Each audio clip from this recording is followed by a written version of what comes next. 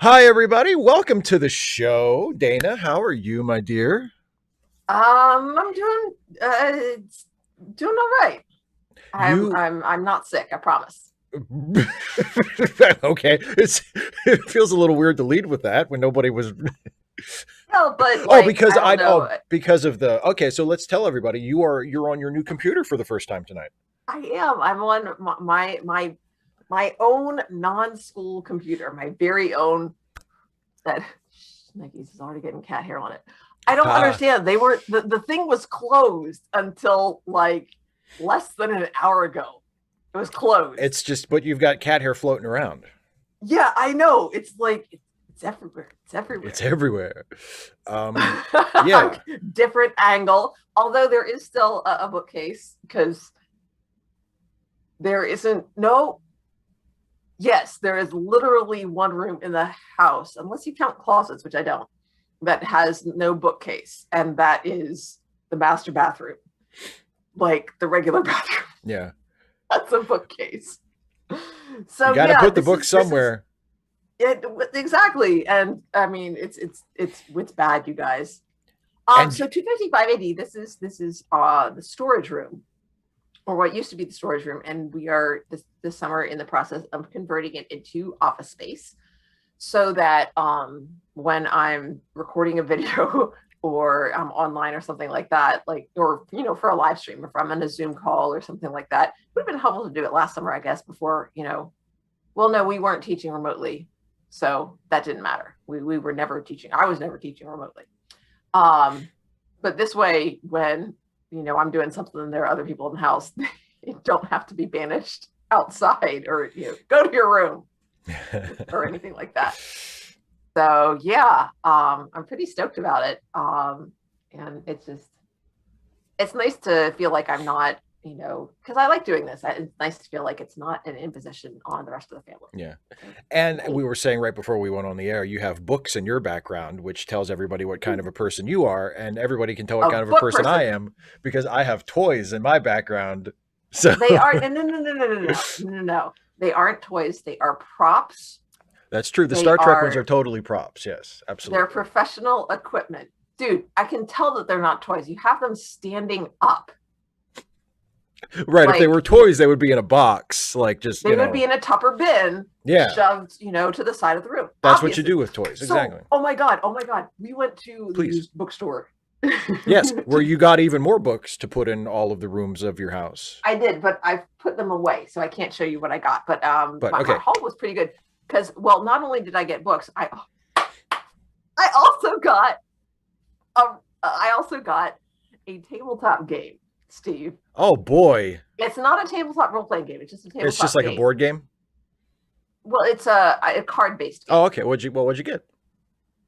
It's called I Descent, and the box is black and it has the Descent collar on it. And so essentially, it's situations. It's questions or statements that like cats are jerks or cereal is a soup, and you got I Oh, agree and I dissent and cards, you have to like have an and you argument you about it. you have to essentially you want everybody to you get more points if more people are on your side. I got you. And I guess I don't know, I haven't actually had a chance to look through the rules yet, but presumably the more people that are on your side, the more points you get. So it's So it has the RB. You said it has the RBG descent collar on the yeah, box. So yeah, it's I mean like it's just RBG, it's the just board game or the card game. card game. Yeah. It's just printed on there. It's not like, fancy dancy Right, designs or but anything. still, the But image like that's so yeah, I'm pretty happy with the new setup so far. But one of the downsides is the camera is not as nice on this computer as it is on my work computer because everything looks yellow, and I haven't yet figured out whether I can change any of that, or if I can, how to. Like I said, for today, I opened the sucker. I haven't used this computer in like a week since I got it because I've been literally today I cleared off some space for it. I've been, Yeah. cleaning out this room. I think we just need to figure out, because the thing is, Windows in the more recent updates, Windows for some reason has made it really difficult to get to like just the settings for webcams. Because like when I have to adjust the settings on mine, I use a program. Sometimes I'm not using it now. I'm just directly using my webcam. But you can download a program that works with XSplit called XSplit VCam that lets you blur your background and do other kind of fancy stuff. And you can, when you're running it has like a link that you can click that it'll just bring up the settings window for your webcam. But it's almost impossible to get to the settings window for your webcam unless you go through another program, which is really Yeah. annoying. Yeah. So we just need to Well, I figure mean, out a path for you to get I there. had to download Zoom so that we could do the program. Well, I Yeah. mean, not so. I mean, otherwise, because like I was saying, I was like, I can't get this to work. Then we're just because we were having trouble to get them because the microphone isn't as nice either. And thank you. I'm using the Blue Snowball, but it wasn't recognizing it. So I was just like, look, I'm not worried about this because I can just like literally the other computer is on the other side of the room, so I can just unplug, go over there, and like, okay, ready to start. 255 AD. Did I get your hint? If the hint was everybody talking about Loxana Troy, if that's the hint, then yes, I got it. So I wasn't sure what that was referring to. I don't have a lot of. I think I'm familiar with who the character is, and then of course the is it the episode that's going to air on Friday or the one that just aired? The one, the Ensign's log. Yeah, the Ensign's log. Yeah, the previous one, the one that just aired was. Yes, I remember because that's the one that involves you suffering. Because Steve has to hurt himself because Mr. Holm, you do not touch my lady. Yes, exactly. Jason did so well with that. That was awesome. Brilliant. It was so much fun. So 255 AD, I don't think that's the way the game works. Like you're not essentially a lawyer. You are a justice, and you're saying, so you take your position and then you also talk with the other justices players, the players about, why your position is correct and why they should all agree with you. So Daniel Moffler, we've started chit-chatting, but we have not started. We're not actually watching the episode. Yeah, when we're and Steve, you have that time code set up, right? Yeah, when we're actually watching the episode, the time code will be up there. And it'll be running. And because we're watching on Netflix, and Netflix doesn't have doesn't allow you, at least through the web browser, it doesn't allow you to see like the exact forward counting time code. The time code for Deep Space Nine is always a negative number, so it tells you how much time is remaining. So the time code will be running when we're actually watching the episode. Sarah Scott, I wanted to ask you, was it 40K or fantasy? Your Warhammer game. I'm curious about that. I'm guessing it must have been, because you said Space Elves, so I'm guessing it must have been 40K. 255 AD, I would say, to the extent that there's misogyny, sort of imbued in our culture, yes, but I would say that there's more misogyny in the way that she's written. And, Steve and I have talked about that because he does occasionally go on about things. And I will be very curious to see what you think about this episode, because I'm very curious to see how this episode goes. Particularly the characterization of Loxana. And also somebody asked a question of me earlier. I think it was 255 AD asked if I have seen Woman in Motion, which is the documentary about Nichelle Nichols. I haven't watched it yet. And if I had seen the season 2 trailer for Picard. Yes, I did watch that. And that was pretty cool. So it was just a teaser. It's like a 90-second teaser, but it was pretty cool. So, yeah. All right. So, hey, Tomas, well, welcome. Awesome. So Daniel is here after having missed the last 10, and Tomas is here for the first time live. So awesome. 255 AD, that was not you. Whatever. It was somebody else. We also want to say that next week will be off because I'm in I'm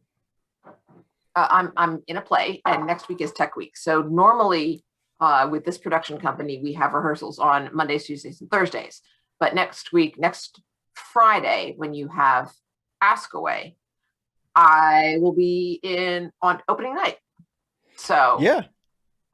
so that whole week we have rehearsal Monday, Tuesday, Wednesday, and Thursday. Yeah. So yeah. So, So no Trek reluctantly next week. So you'll have to wait another week to watch along with us as we finish the Serenity movie.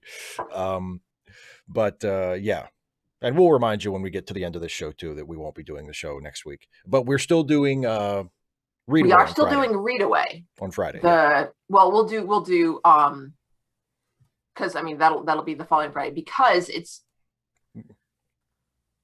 theoretically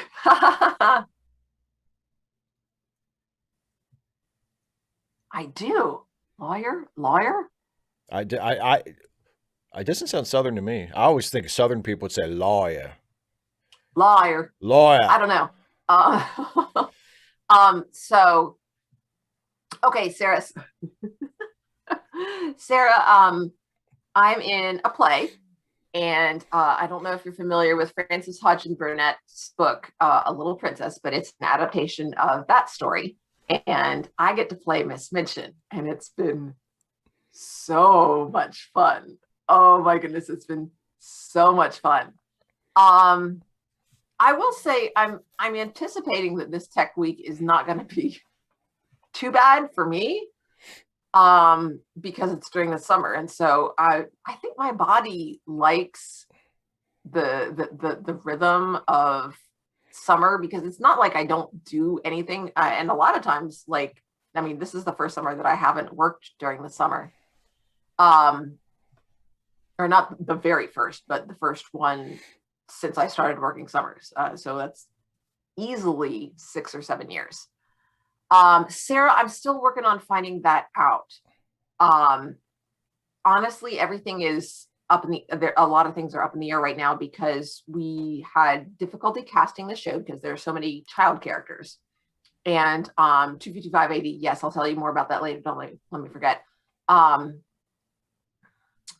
So one of our child, I mean, not like teeny tiny child, I think everybody's about 10 to 14, but one of them had a sibling who came down with COVID. And so she's if you're familiar with the story, she plays Becky, the servant girl, and so she has a lot of lines. And so she's quarantining. And last night at rehearsal, she came in through a Zoom call and like on the director's phone, and the director walked her around so that she could see what Wow. was going on. And she like said her lines like really loud so that we could all hear it. And we all sort of tried to project a lot. So it was really interesting, and she's a real trooper. So unfortunately, subsequently, her mom and her dad and another sibling, a sister, came down with COVID. She is still testing negative, but if she tests positive, I don't know what we'll do. And I mean, yeah. I'm not the director. I'm not, I'm just an actor, so it's not my call anyway. I have no idea. So,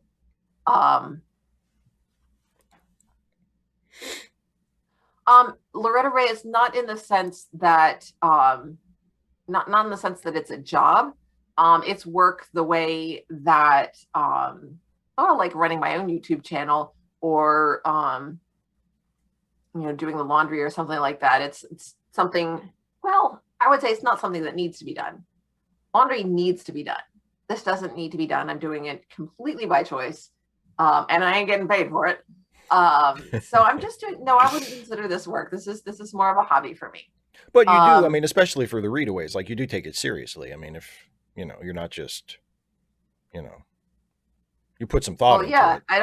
I generally take things pretty, I mean, I generally take things probably more seriously than is healthy. For example, hopefully it's not engaging with people on Facebook. Yeah. I take that seriously. I don't, I'm not just, I mean, it's just freaking social media, but no, if you post something, I will call people out on their, nonsense. So, and some people don't always like that.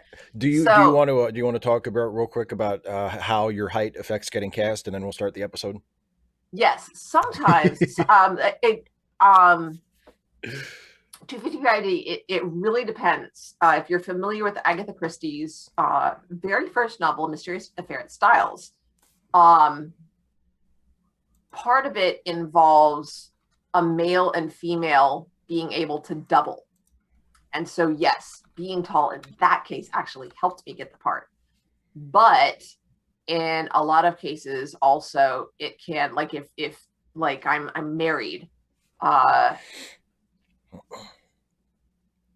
I've never been I've never been cast opposite a guy who's shorter than me, and that uh limits some of my opportunities, if that's why. Now, I mean, I haven't tried out for that many lead roles. Like the places where I'm this would be like being an ensemble cast member, where we did a Christmas Story back in 2014, I think, with one of the companies around here, and I was just one of the we were just one of the families. Actually, I think my son was Ralphie's friend, Fleck, who gets his tongue stuck to the flagpole. Oh, wow, cool. Yeah, and great kids too. Duck, duck, duck.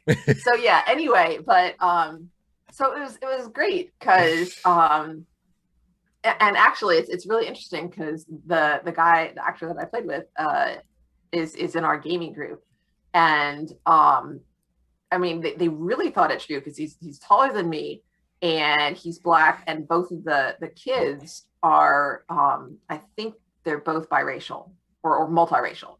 And so, it visually it works, but also he's taller than me. Right. So also it works that way too. Sarah, depending on the time of day, in the morning I'm 6'1", by the evening I'm, a little bit over 6. Yeah. Fun fact, Dana and I are the same height. We're both 6'1". Yep. Loretta, you don't need to send me super chats because I don't have an account connected to YouTube. And also I haven't figured out live streaming yet. So I don't think you can send a super chat on just like a video. So I don't have any money attached to YouTube at all. Additionally, yet. Who knows? Once you'll start live streaming on your own and you'll be raking it in, baby. Yeah, well, if I have a video that goes viral, I'll probably need to make money from YouTube because they'll be like, "You did not the thing, and we're not renewing your contract." You're so fired. No, not fired, just non-renewed. Not renewed. You separated. I will be. How did they put it? I will be encouraged to pursue success elsewhere. Or as they say in WWE when they release people, you will be wished the best of luck on your future endeavors. What a load of horseshit. You don't think they want them to you don't think they actually wish them well? Jeez, Steve, you're not fired. We're just gonna wish you luck on your future endeavors. Shove that up your ass. Get out of here. I mean, I would hope that my current employer would also wish me luck on my future endeavors, with them. With them. Like, you mean like next year, next school year? Yeah, thank you very much. I hope it goes well too. 255 AD. Oh, for Christmas Story. No. The Chinese restaurant scene. The Chinese restaurant. Oh no, because I was thinking of Little Princess because you've got Ram Dass. And that is, I think that's a change. I haven't read the book in ages, but in the book, I think he's like a servant, but he I think it's been changed because the line is my solicitor. He's a solicitor in the script you showed me. He's a lawyer. Yeah. Because you've helped me run the lines and you've read for him. Yes, I have. And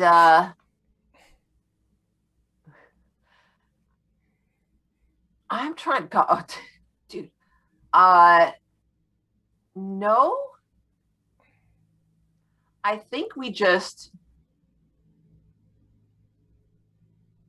I don't remember exactly what we did. I wasn't in that scene. It's just the family and then the restaurant management.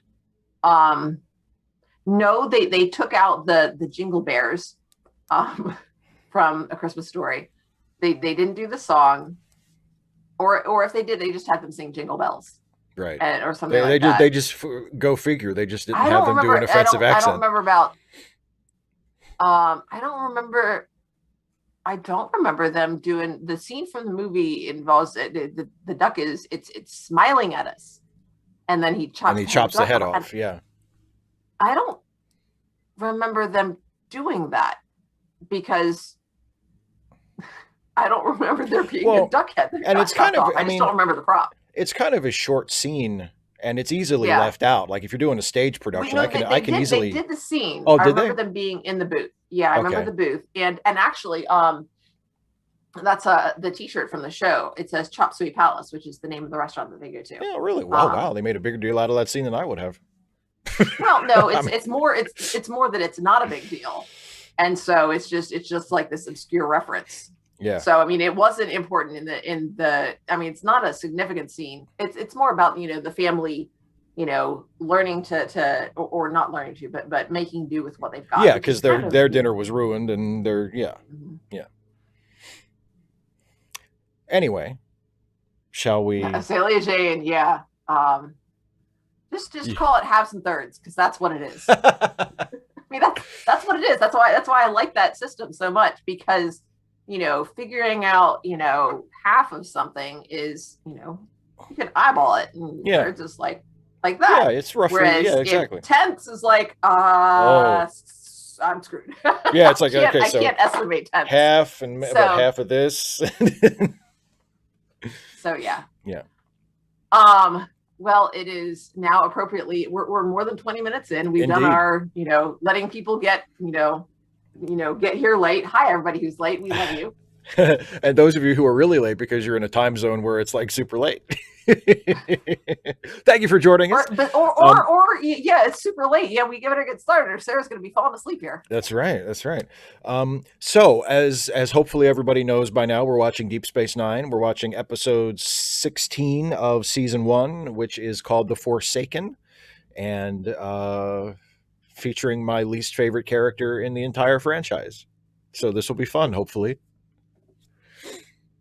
Hopefully. All right. Are you going to count us? Let me. Yeah. Are you? I hope I'm ready. Make sure that it didn't do the thing. Well, I don't know until I try. Okay. Well, no. We'll just push play real quick and then just see if it'll play for you, and then stop and push it back to 0, just to make sure it's good. Wait. I tried to.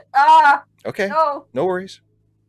Okay, I'm not worried. I'm just kind of freaking out because I tried to press play and then pause immediately. And it went to full screen. I'm like, where is everything? You double clicked it. The screen went because it's the beginning of the episode. Yeah. It just the whole screen went black. And that was why I was like, crap, shit. My brand new what have I done? Oh my God. Well, DK Silo, I mean, we're not trying to tell you how to live your life, but what we say, the long silences will be it'll probably be it is a watch along series. So if you don't we can't force you to watch along, but it will probably be a more enriching experience if you do watch along with us. Yes. So I feel like a little bit guilty for being so amused when people pop on and I'm like, what am I watching? They're not saying anything. Nothing's happening. And I'm just like, it says it. It's a watch along series. Yeah. We're watching this episode. I feel a little bit bad. Not a lot. Just a little. So, all right. I think I'm good. Okay. You ready? Maybe. Let's find out. We'll find out. Okay. And as always, I will count us in. I will do 3, 2, 1, play. And then you push play when I say play. Not on 1, on play. Yeah, okay. Exactly. Here we go. Everybody ready? They're not going to answer you, Steve. They excuse me, people in the chat. Are you ready? Okay, here we go. I'm going to count us in. And I'm going to count us in. 3. Okay. 3. Just go. I'm listening. I'll wait. Okay. Sakes. 3, 2, 1, play. Well, no, it's not. Oh my God! What is wrong with your computer? computer. I'm so sorry. It's not Like I playing? had to press play 4 times. Well, it started to, and then I paused it because I was trying again. I'm so sorry. Do you hang on? Do you want us to stop and try again? Uh-huh. Okay, everybody stop. Go back to I'm 0. It's sorry. okay. It's okay. It's okay. Why are Every, you playing now? Anything. everybody stop. Go back to 0. We're going to start again. Okay, I'm breathing. I'm breathing. It's I'm breathing. okay. I'm It's breathing. not a Oh my problem at all. god. It's not a problem at all. Okay, you ready? Yes. Okay, everybody get ready. Starting again from 0. Here we go. 3, 2, 1, play. You good? Dana, are you good? Well, the sound cut out for like a split second, but then it came back. Okay.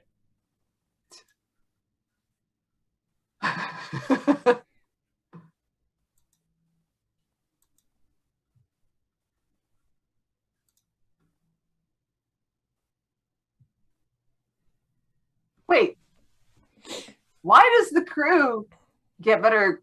I mean, they're Well, I mean, don't forget it's supposed to be kind of a crappy station. I guess.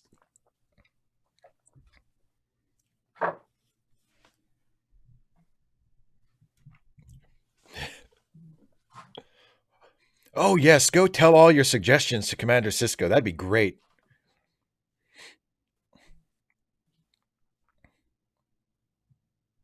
I don't know. I'm not the commander. I work in the doctor's I'm office. so sorry, Sarah. Besides, now Charles is with us. There you go.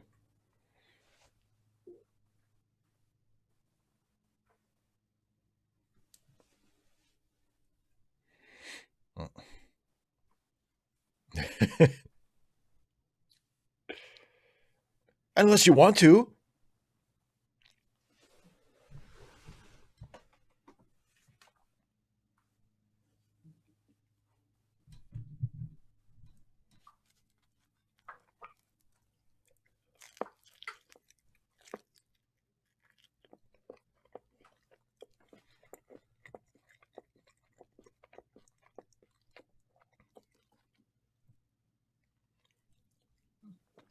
I mean, he is the chief medical officer of the station.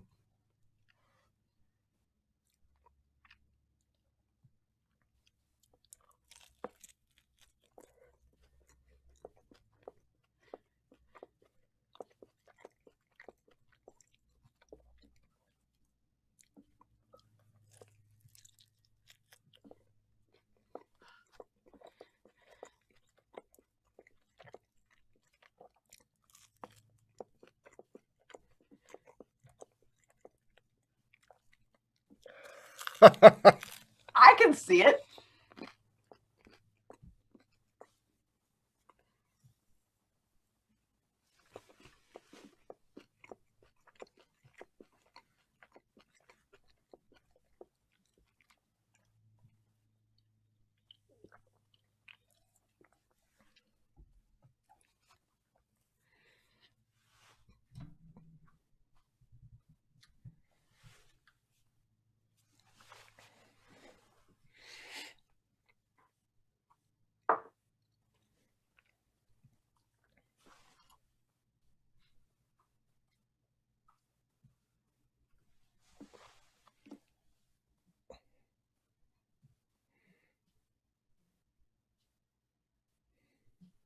Sarah, I think it is. One of the many repellent qualities of Luoxana is that she's openly racist against Ferengi.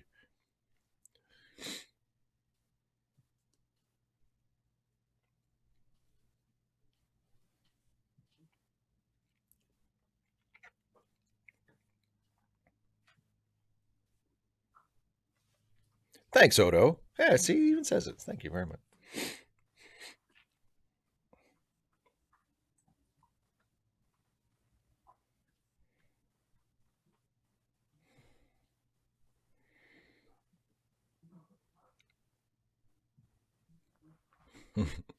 Gotta go. Ooh, like suspenseful music. Yeah. Gonna need to see a warrant for that.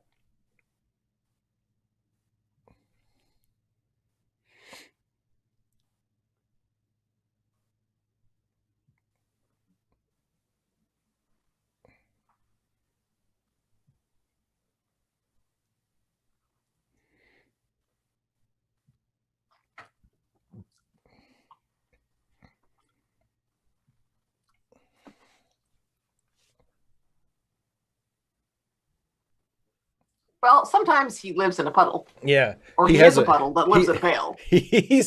he's a puddle that lives in a pail. How about a pure latinum bucket?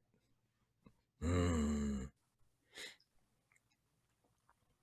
Yeah, that's a good point, Sarah. Sarah says, "Oh, come on, a stop and search based on his race, bad form." Odo, Odo is you don't most people don't know this about Odo's backstory, but he did work for several years with the NYPD. So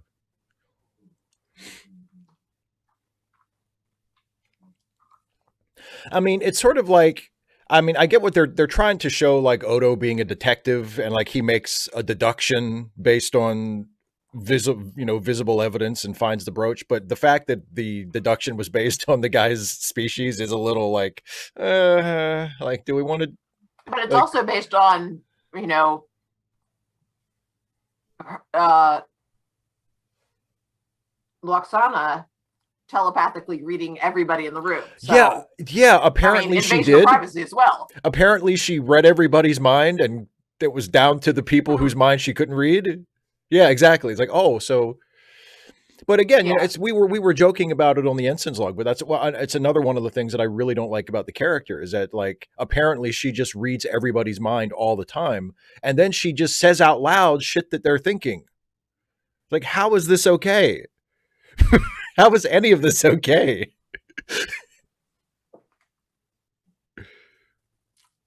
Oh, Sarah, that's a good point. Odo couldn't have worked for the NYPD because he doesn't use weapons. Odo is actually one of my favorite examples of what is unfortunately a rare breed in American, at least, television, which is the action hero who doesn't use a gun and who makes a point of not using a gun.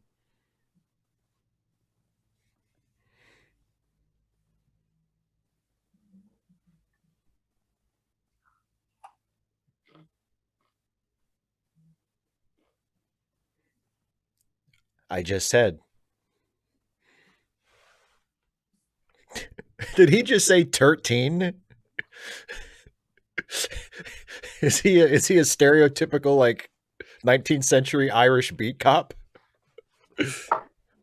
Well, Daniel, I mean, she has a reason to be. I mean, she's not like, helping the police. She's looking for something of her own. So it's to her advantage to, if she accuses somebody who doesn't have the brooch, she ain't getting it back. Yeah. Sarah, exactly. Oh, it's 13% below normal. Oh, sweet baby Jesus. DK Salo, exactly. MacGyver. MacGyver is probably my favorite example of the hero who doesn't use a gun.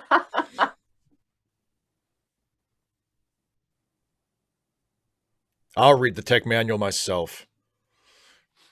Hey, maybe if he read the tech manual, he would know how to do everything. It worked for Wesley. The power flow from reactor 2 has just been shut down. I just said it.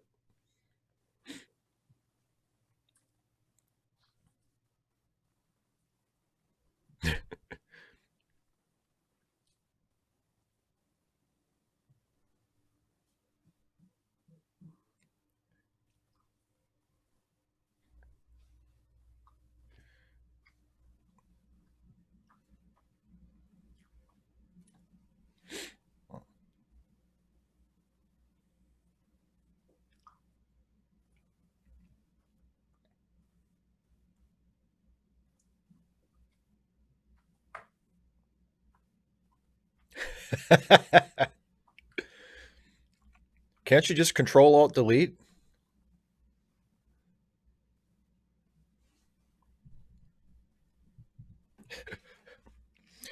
I'll just beam myself out into space. It's fine.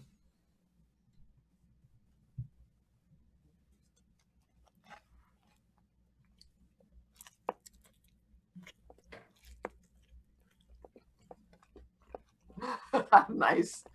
It's like,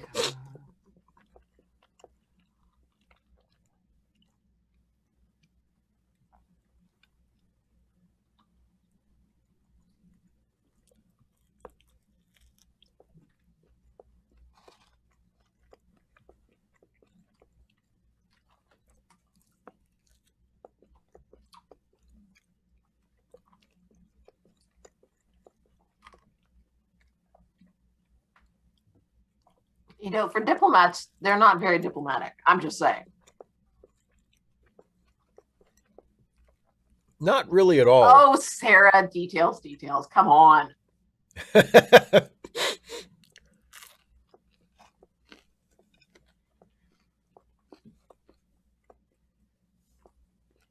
Because you're a dumbass. I love what a dick that guy is. Like in canon, this wormhole is like the most amazing thing ever. It's a one of a kind phenomenon. The guy sees it for the first time and he's just like, "Oh, is that it?"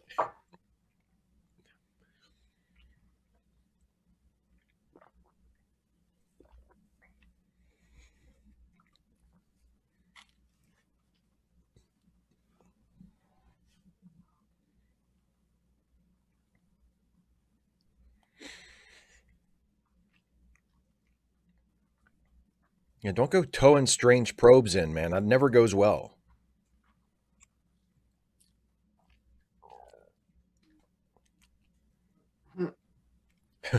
Get him out of here, doctor.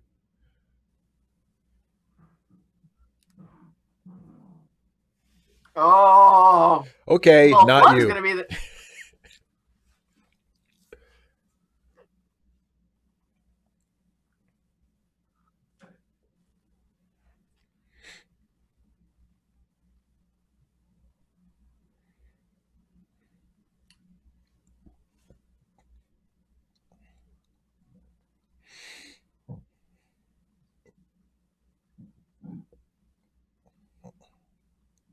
Sarah, I believe you're right. Yeah, we'll talk about that when we get to the end of the episode.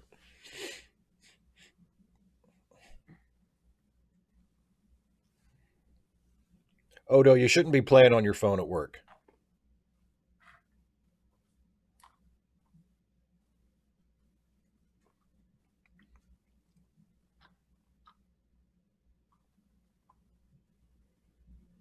I thought I had that door locked.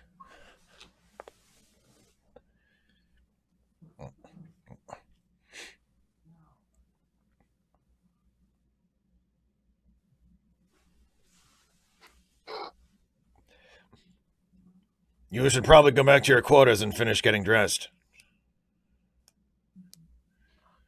I like her outfit.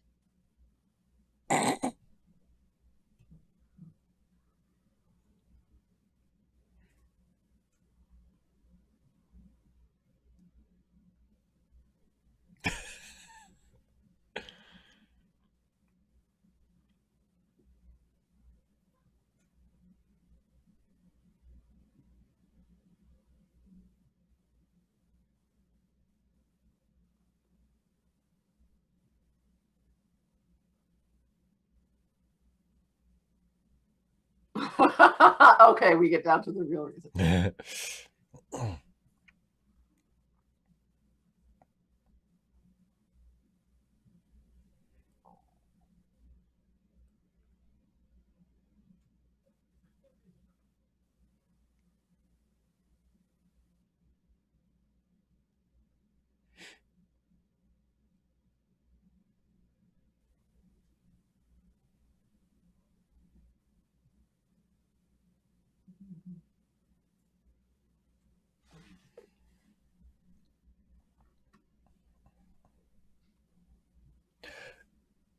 3, 2, 1, pause. So, Where are you paused at? I am paused at 3147 remaining. Okay. So we're just getting back into another beauty shot. Yeah, exactly. I know that it's played for laughs and we're supposed to think it's kind of cute or kind of funny, but I hate her so much.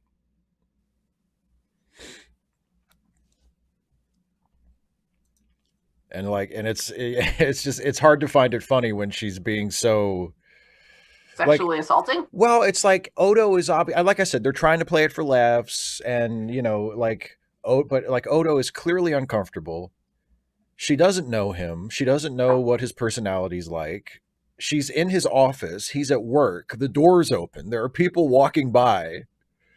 Um, he's obviously in the middle of something. Like, I can go listing on and on and on all the reasons why what she is doing there is completely rude, even before you get to the level of sexual harassment. You know. Um, 5580, yes.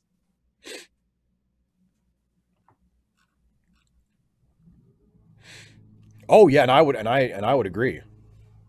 I mean, like, it's not necessary. It's not Loaxana's fault because she's not a real person. She's a character, but the character, well, it's, I don't know.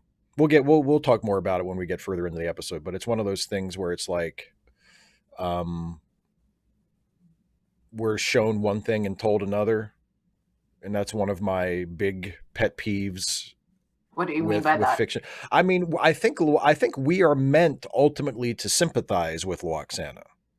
I think we're meant to think like, oh yeah, she's a little overbearing, or she's a little kooky, or whatever. But she has, like, like, deep down inside, she's a good person, or she's been through some stuff, and this is the way she deals with it, or we're supposed to be sympathetic for her, and I just don't. I have never gotten that from her at all. Loretta, yeah, she's a predator. And that's even like, even if you don't take it to that level, she's just really, really rude and pushy and completely disregarding of other people's boundaries. Like, even if you don't consider her behavior rising to the level of predatory or harassment, just, It's certainly entitled. yeah, she's just rude and she's horrible. And I just despise this character. I Oh don't. no, Charles, I no, I prefer Deanna as a character No, no, no, no, to, no. I think you know, what he means is that you oh, hate the her way more than Deanna hates Deanna her. Yeah, does. Deanna has a reason to hate her. She's a horrible mother. I mean, the way she treats Deanna on the Enterprise is like, if my mother treated me that way, I would never speak to her again. I mean, especially if she treated me that way at work, or like in front of my friends or my colleagues. Like, you would never see me again. There's no excuse. No, that's interesting, Sarah. And Sarah says she never does this again, as far as we see. She doesn't. I would argue that she gets noticeably better. I mean, I did a guest appearance on someone's Star Trek show a couple months ago, and we watched, I think it's the next Loaxana episode of DS9, which I think is in the following season, so we won't get to it for a while. But I mean, and she's not like cornering Odo and like sexually harassing him in his office, but it's not that much better. I mean, she never, I don't know. But anyway, we have a whole rest of the episode to talk about how much I despise the character of Loxana Troy. But we also get O'Brien's feud with the computer, which will become important. We've already gotten that, so Yeah. it's gonna Yeah, but that's what I'm saying. Like, escalate. yeah, yeah. 255 AD has a good question. How can a species that's not from their planet be related to the Ferengi? Uh, Same way, I guess, that Vulcans and Romulans can be related. I guess at some point they were on the same planet, and then some of Traveled. them left, and yeah, and they evolved. They obviously evolved in radically different directions, because that dude didn't look anything like a Ferengi. Yeah. Well, there's also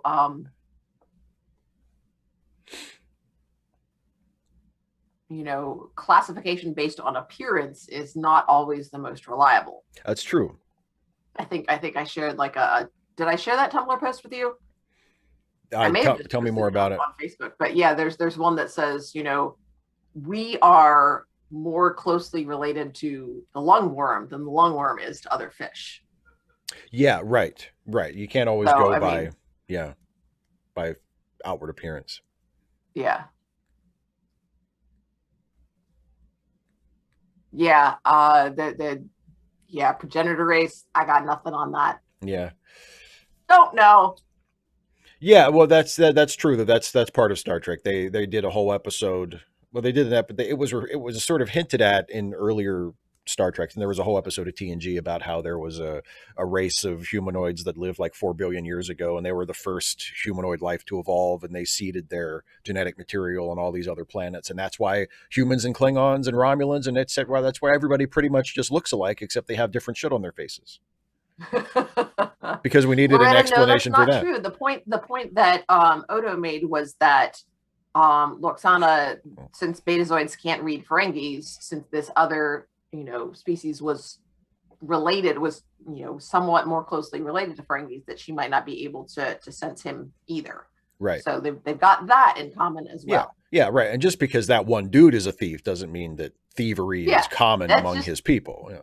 No, it may be why he is comfortable hanging out at Quark's, though. So I mean, exactly. It may have more to do with opportunity than species. Yeah, exactly. Yeah, to be right, it's just absolutely wild. Yeah. We don't have spoons. I could go get one. I got one right over on the other side of the room. You're quick and dirty Cardassian cosplay. Just spoon right on the head. Shall we jump back into the episode? Let's do. All right, everybody. Once again, I'm paused at 31:47 remaining. Oh, so... Chris Kringle, you fortunately in this community, but oh God, that's just I'm kind of waiting for. Nope, not seeing it. I got to do it. It's a terrible pun, but it's opening the can for somebody to say, well, maybe they just don't see color.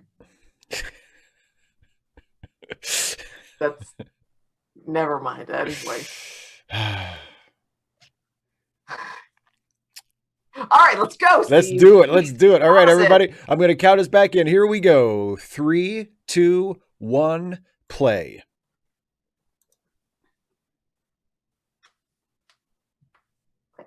Click. Well, that's good. You got to know where the memory nodes are.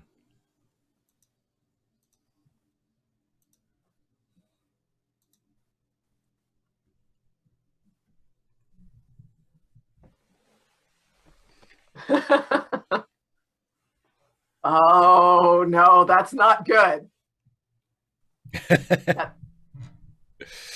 No, don't trust the computer, O'Brien. You have to suffer. We know this.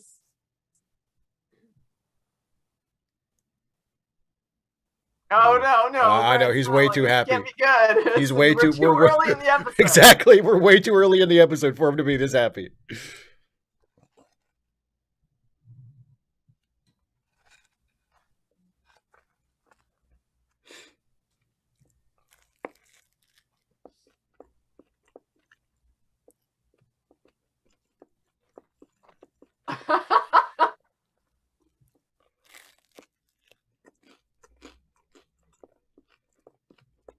Sexually predatory.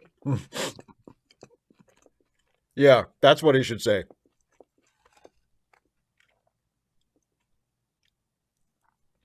You're his boss, Cisco. You should like. Oh God! Can I just put her your way? I mean, look at his eyes, man. He's like, hey, I'm not interested, and I don't want it.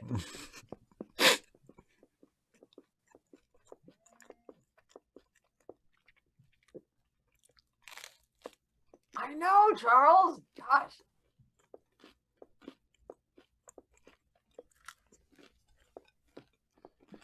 Sacrificing various plants. That's just such a great way. I'm just not into it, dude.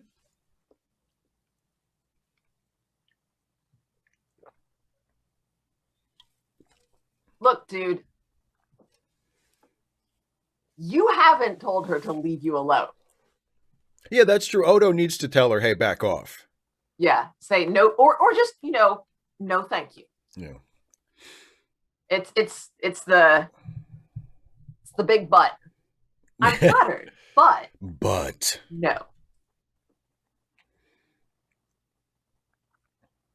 And DK Silo pointing out in the chat, just imagine that the genders were flipped. How can this not be apparently bad? But it's sort of like the teacher thing. Like I don't think that's as bad as it used to be. But when I was in school, it was like, oh, if like an attractive female teacher, and a male student, somehow that was different. That was more acceptable than if it was a male teacher and a female student, even though it's Mhm. exactly the same thing. Ugh. But the perception was that one Ugh. was better than the other. I know they're both Well, I gross and mean, from a teacher's unacceptable, but perspective, but then I mean, you have like pop songs, hot for teacher. oh, absolutely, yeah. I mean, yeah, yeah. Oh, Culturally, like a woman teacher and a male student has been perceived as more acceptable, even though there's really no reason why it should be perceived as more acceptable. and the other thing is in that in the song, the male is still the aggressor. That's true. Yeah, Look, just I mean, you do. I think you do have a responsibility to tell her yeah. Leave no. me alone.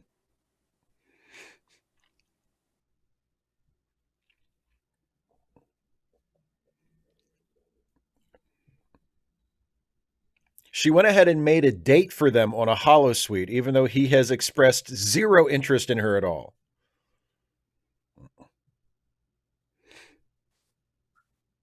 I love her voice though. I really do. I've always wanted to see an upper pylon.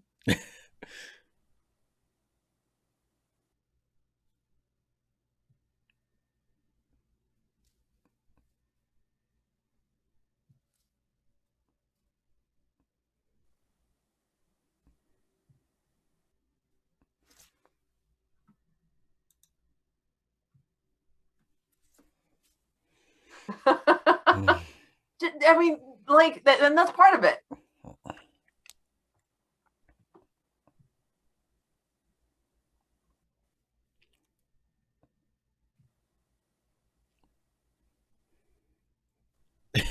Quonats has a good question. What did Quark put in their picnic basket? She had Quark make them a picnic basket. What did Quark put in there knowing that it was going to be a picnic for Odo? Um, I would say, good Lord, is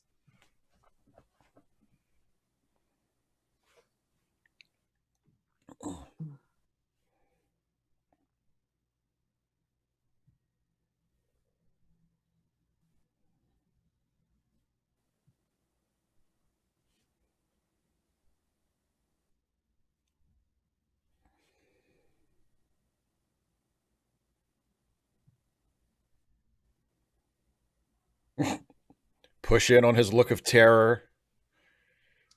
Let it keep playing through this commercial. That okay. was a short segment.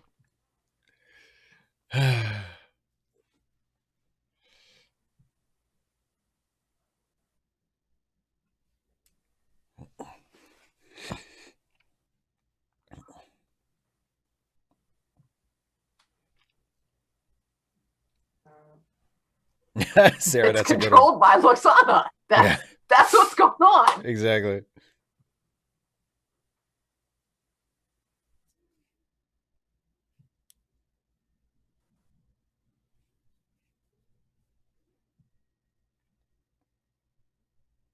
Oh, Celia Jane. That's just so. It makes my tummy not happy.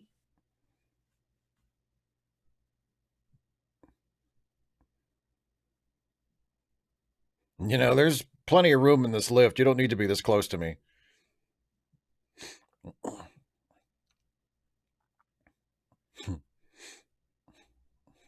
I was thinking of it. Yeah, I've thought of nothing else since this elevator stopped.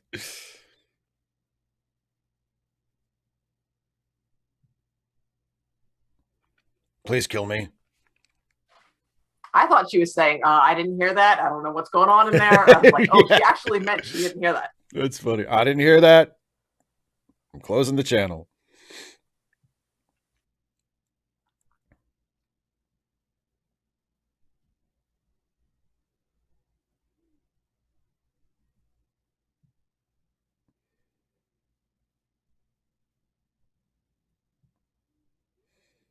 And now she's going to completely disregard his stated wishes. She said,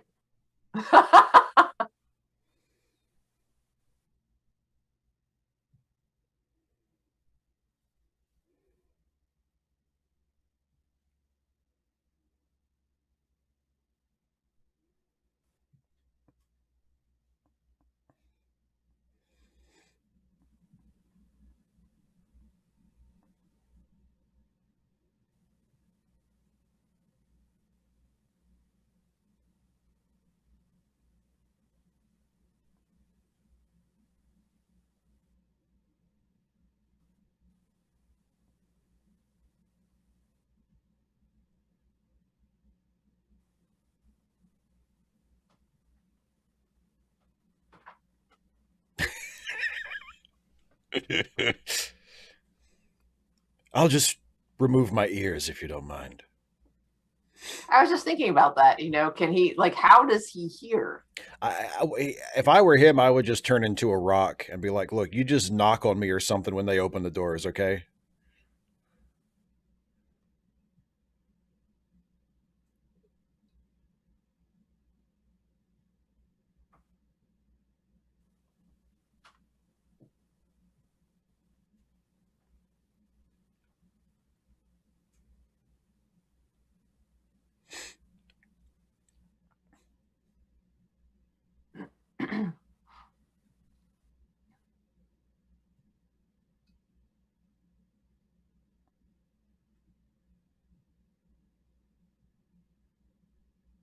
Odo's look is amazing. It's like, just oh my fucking god.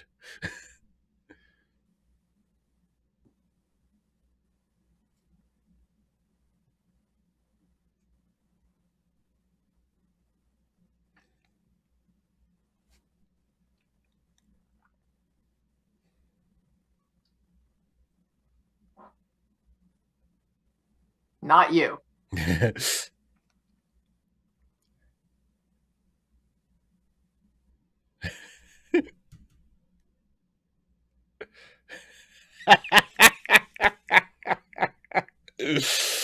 He's staring longingly at the thing that will bring him death.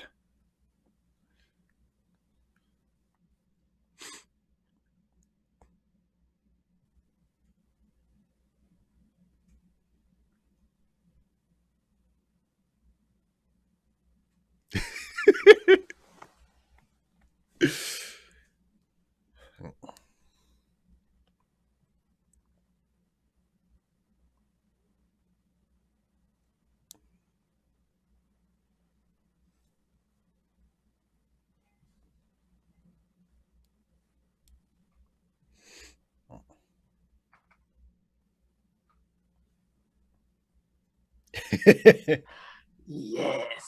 Uh-huh. It's called paying your dues, Doctor.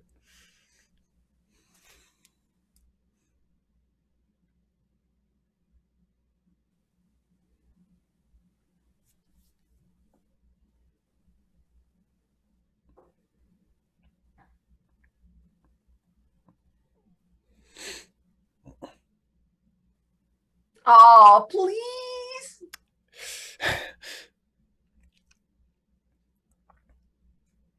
I'd like a transfer, please. Apparently you can.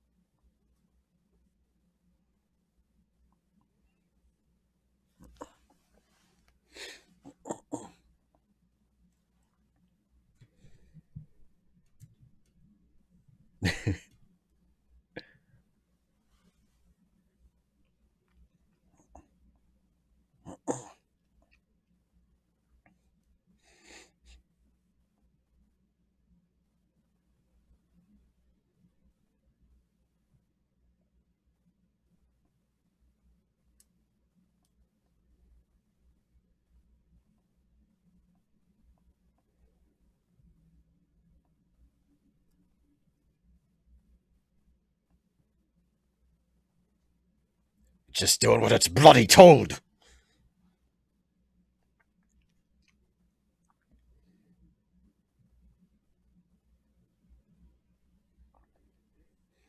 Every time I think I'm out, it keeps pulling me back in. It is Luxana. Oh God. Run, Chief. Get out. Get out of there.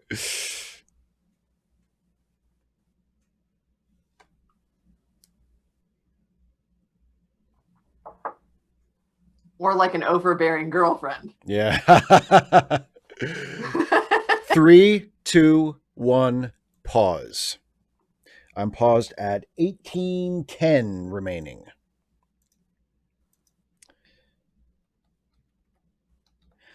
So, yeah, Odo is living my worst nightmare, and he is trapped in an elevator with Loxana Troy. But I do think it's actually, I think Richard Moore mentioned it in the chat a minute ago. Cisco, as a younger man, Cisco punched out somebody for doing exactly what Loxana Troy is doing to Odo. But when Odo came to him with the same problem, his response to Odo was, "Oh, maybe you should let her catch Suck it you." up. Yeah, and also I find it I have fun with Cisco in this episode because he's just having such a great time not doing his job. Like Odo comes to him with like this sexual harassment complaint, and Cisco is like, "Whatever, dude. She's into you. Why don't you just do something about it?" You know. And then Bashir's like, "Oh, these Why don't you ambassadors, just go with it?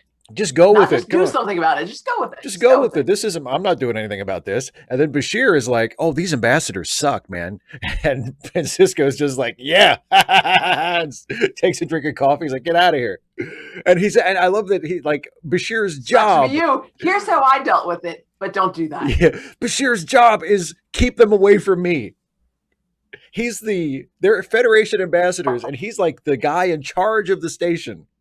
And he's, so presumably they would want to, it's reasonable that they would want to talk to him about, for Yeah, something. makes And total sense. yeah, and he's like, "Nope, keep him away from me." Like, he's just having such a great time not doing his job. I love it.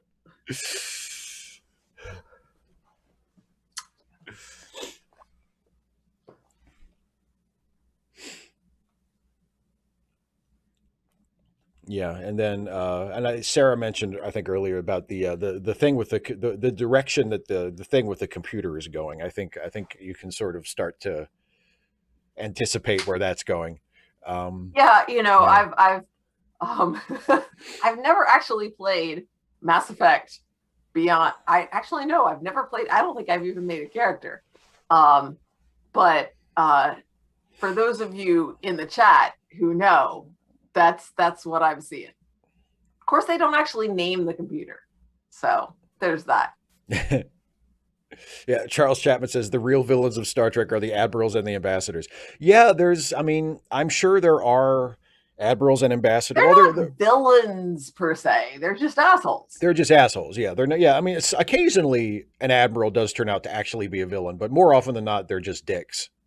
You know, and As you ambassadors, do. and especially ambassadors. Like, I mean, and Mrs. Troy is the best example of that. She's the ambassador of Beta Z to the Federation. She's the worst. Why would you pick her? She's an Why? ambassador. Well, I guess because she's like got, pull, but she's terrible. 255 AD has a good point. If she were, Yeah. and I would have sympathy for her if she were in any way a good person. I mean, like, I'm at the point. This is season 1 of DS9, season 6 of TNG at this point. So we've seen plenty of Loxana Troy. If she were like a normal person stuck in a stressful situation, and she said to the person she was trapped with, "Look, I'm sorry, but I kind of need to talk to deal with this." Oh, of course, completely understandable. For Loxana Troy to say that, you go to hell. You shut your mouth. You are the worst person in the world. I am not going to give you anything. You've been nothing but disrespectful and pushy to me the entire time we've known each other. Fuck you. Shut up. I don't care. Ain't my job. And also, if she's one of the ambassadors, how come, he doesn't just stick her with Bashir? Say, you're That's what he should do. Yes, please, can we stick her with Bashir? He should. I want her to make Bashir uncomfortable, as uncomfortable as much of a sleazeball as Bashir is. Be like, hey, you know that lady that you couldn't stand. Odo should have paged Bashir like as soon as she walked into his office. He should have been like, "Get over here right now. Get this woman out of my office." Yeah, this is your job, dude. Have Yeah. fun. And, and see, Azalea makes a good point.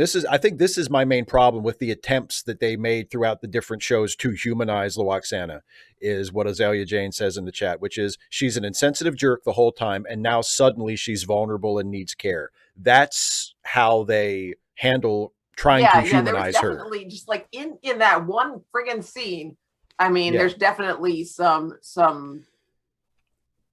characterization whiplash there. yeah, Just like, she's I mean, literally, I didn't get like I thought she just meant no. I just am not good at not talking. You're just gonna have to suck it up. Like at right. first, I really thought that that's what Yeah, they were going for, and then I realized, oh, that's not what they mean. But like that, yeah. yeah. Oh my Well, gosh. because there's a good episode. It's one of the better Loaxana Troy episodes in TNG, where it's revealed that she had a, I think I've told you about this, Dana. She had a young daughter, like I think before Deanna was born. She had a child before Deanna, Mm-hmm. who died in like an accident, who drowned tragically, and they sort of put that in as like, oh, see, she has a tragedy in her past, and and it's like, well, that's terrible. Of course, you wouldn't wish that on anybody. It doesn't excuse her being a huge asshole to literally everyone she encounters in the show. Like, I mean, it's sort of like, yeah, I guess that humanizes her. She's known pain and loss. Why does she claim that the captain wants to fuck her in front of everybody? How does that make it okay? Like, why does she throw herself and like aggressively push herself on every male character that she encounters? Why does she try to fuck up Worf's relationship with his son in that one episode? Remember, there's an episode, and I don't know if you've seen it or not. You may not have seen it. There's an episode of TNG, Dana, where it's literally all about Loxana Troy inserting herself in Worf's relationship with his son and fucking up his relationship with his son, even worse than it already is. It's I don't think awful. I've seen that one. It's awful. She's an awful person. Um, so yeah, 255 AD exactly. Her daughter died. Don't you feel bad for her? Feel bad for her. Like that's not characterization. I mean, it's characterization, but it doesn't that doesn't make me like telling me that a horrible person had something bad happen to them in their past. Especially if we're talking about a fictional character, like if we're talking about a real person and it's like, oh yeah, he was an asshole, but his parents, his family was killed in a car crash when he was little, and it was really traumatizing. Like, okay, maybe he gets some allowances for that, but like if he's just a huge asshole to everybody, it only goes so far, you know? Yeah. So, yeah. Anyway, Yeah. I mean, and I don't think she's done. I don't know. I don't. In this episode, she certainly hasn't done anything unforgivable that she couldn't come back from. But just the no. idea that it's more that what I'm seeing here is that she's done many problematic things over like a long period of time, and that means that you don't just get to like fix it quickly. Like you have to build back that trust over a period of time, and it there should be people who don't trust her and don't like her. And Yeah. yeah, like somebody said in the chat, I think it's come up a couple of times, that she's royalty, and royalty can, kind of do, to some degree they can do what they want, but thinking in terms of like real life, um there's there's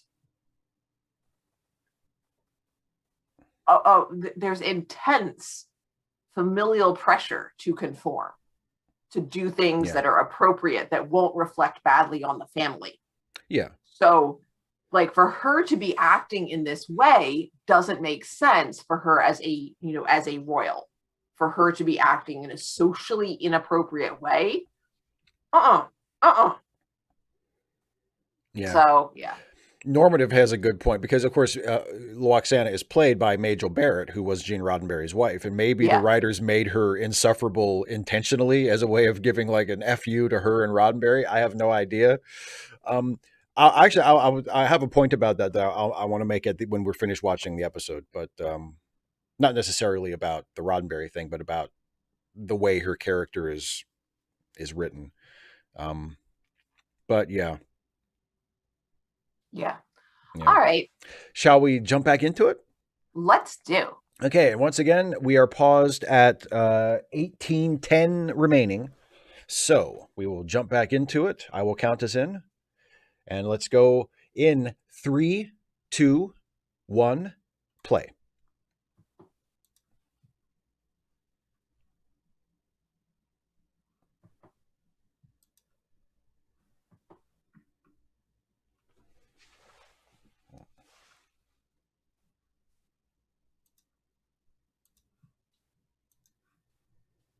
Well, we've seen those before, Kira.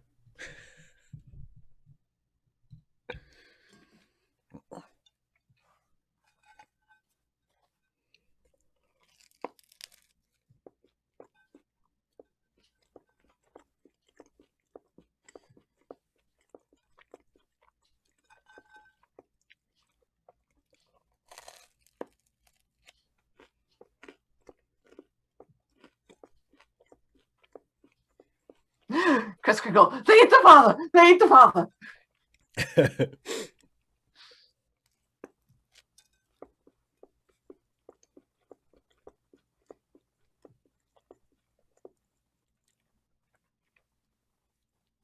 Sarah, that's great. We haven't figured out what's happening. Dax, here's exactly what's happening.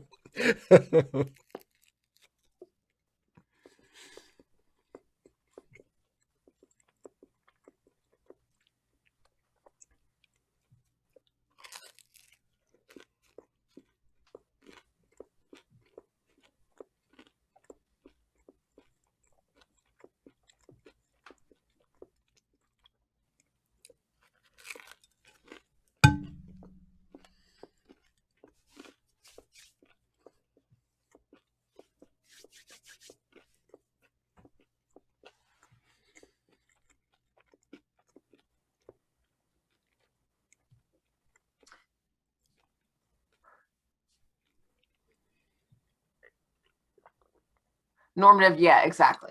Exactly. Yeah, exactly. That's a great point.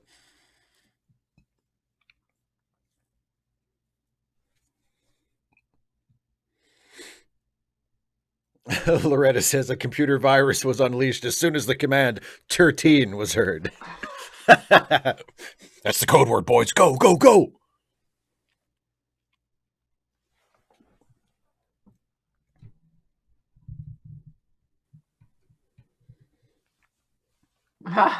Screw you, Pippi. You didn't think you could get rid of me that easily, did you, Chief?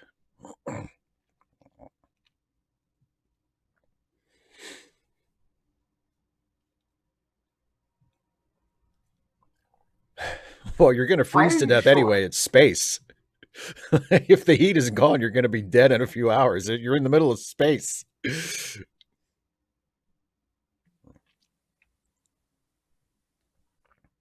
I'm not Chief O'Brien.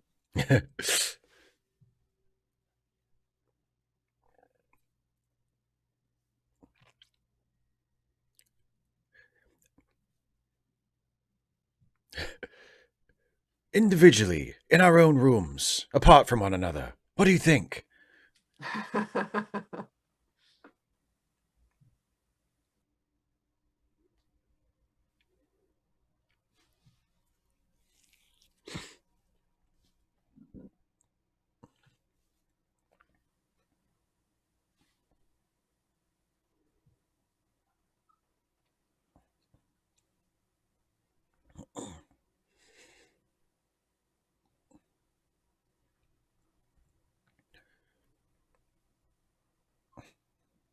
Is he starting to melt? Is that what we're supposed to see? Yeah, he's having trouble maintaining his form.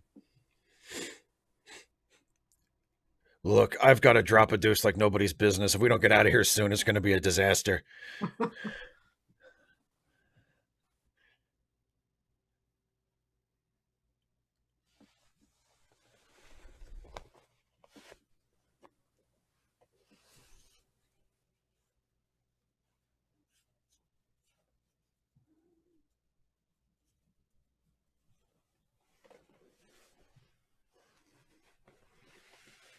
Charles Chapman, yes. I'm very Yes, glad I bet he is. I'm very glad I missed the parts before enough about me. Although that is my exact attitude toward this character. Enough about you.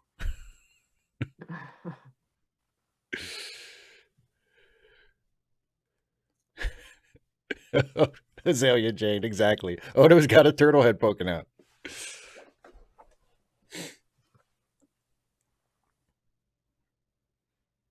Hey, she is attempting to understand.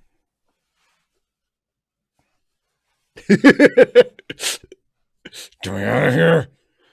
Sarah, no, this is not where we find out his full name.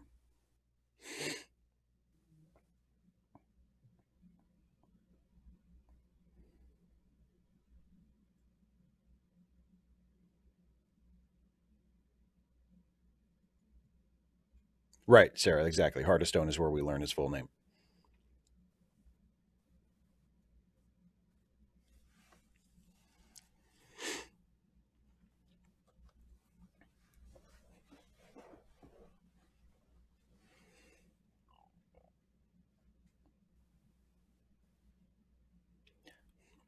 They loved my Cardassian neck trick.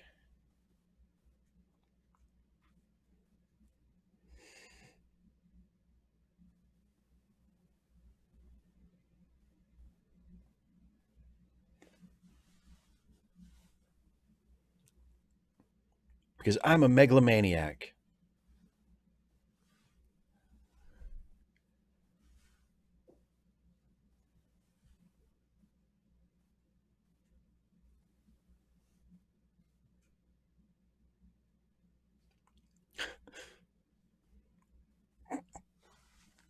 Time's up. They've got a whole nother hour. They've only been in there for what, 3, 4? Yeah. Probably feels like a lot longer, though. Sorry, Sarah. I'm sorry for stepping on your joke.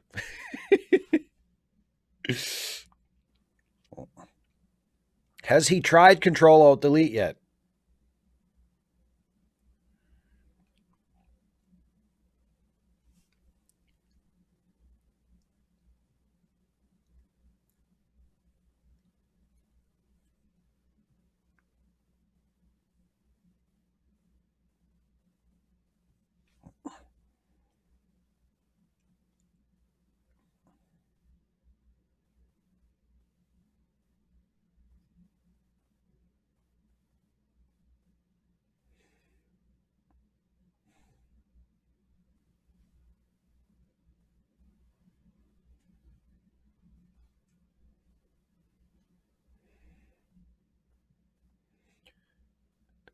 I'm afraid, Dave.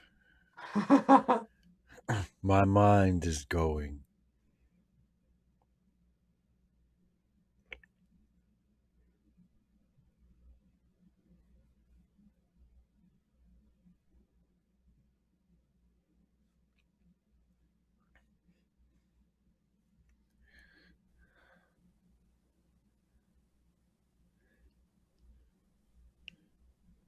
Yes, sir. Oh, Bashir's fondest dream has come true.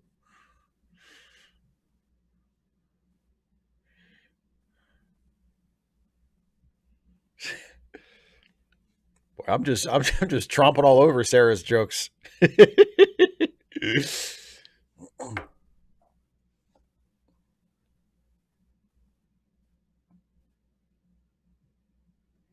I don't think it's gonna work.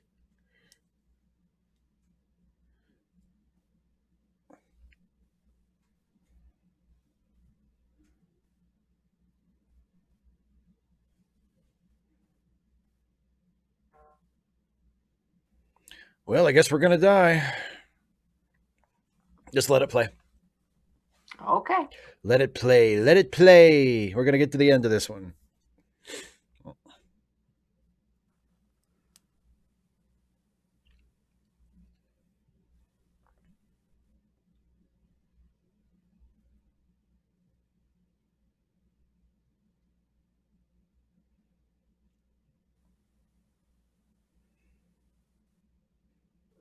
Yeah, Corey, absolutely. That scene was totally a reference to the house scene in 2001. I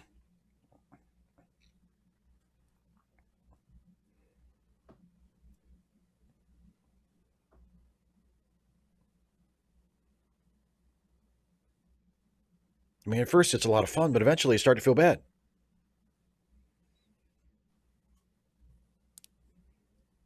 Molly used to do the same thing.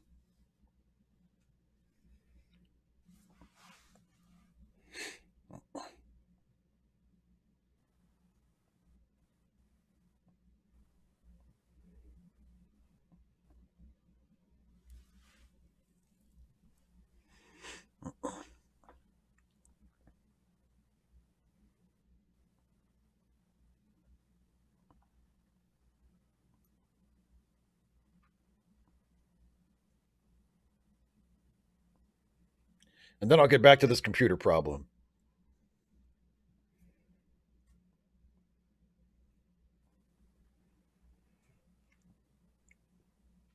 Aw, lock him. See, you're just a big shot. Thank you, Lock M. Look, I'm just gonna go in the corner, okay? I'm sorry.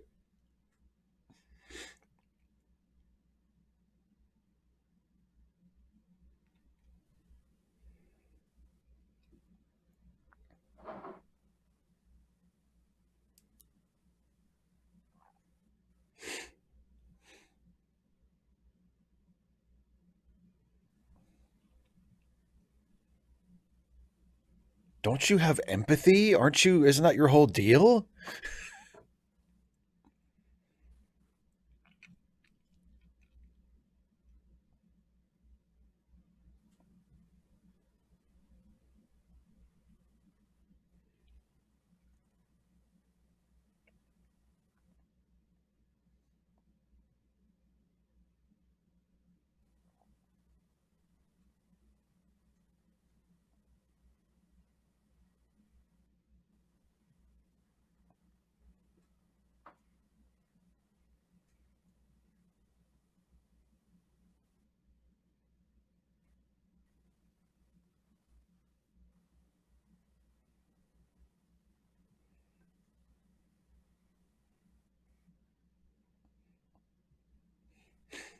You see, Odo, ordinary people are scum. You're not ordinary, and that's why I like you. I like, yeah, exactly. We're not like these lower beings. They're just dirt on my shoes.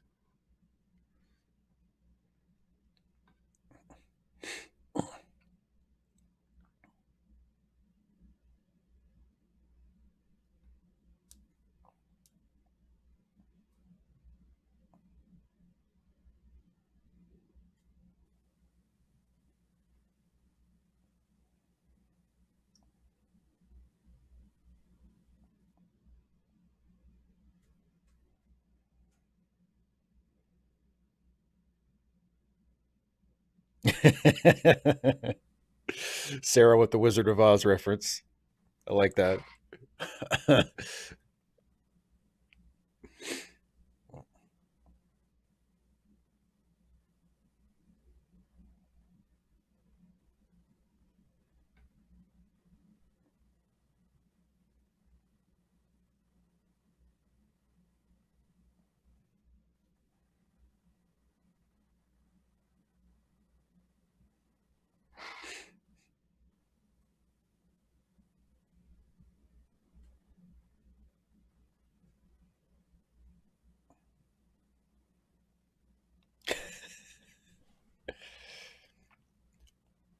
Ha ha! It worked. Yeah, exactly 255 AD. I was wondering about that. Yeah, yeah.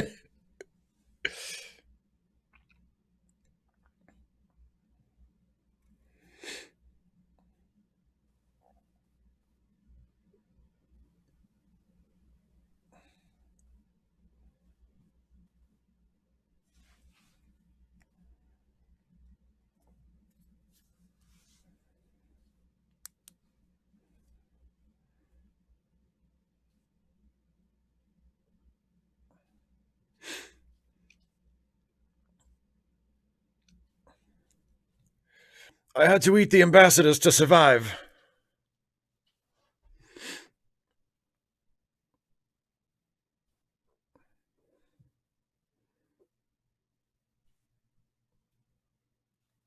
Oh, they bonded.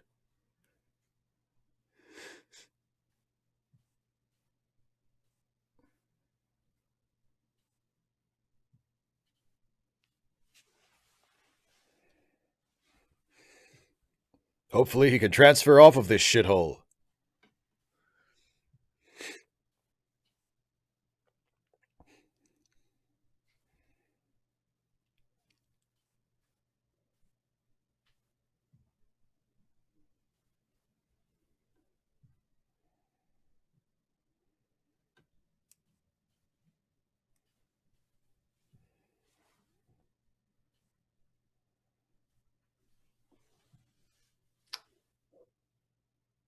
Oh, I couldn't agree more.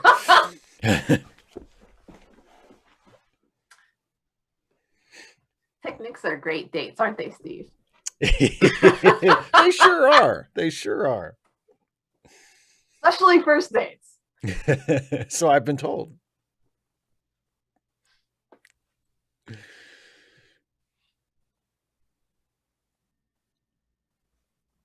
Into submission.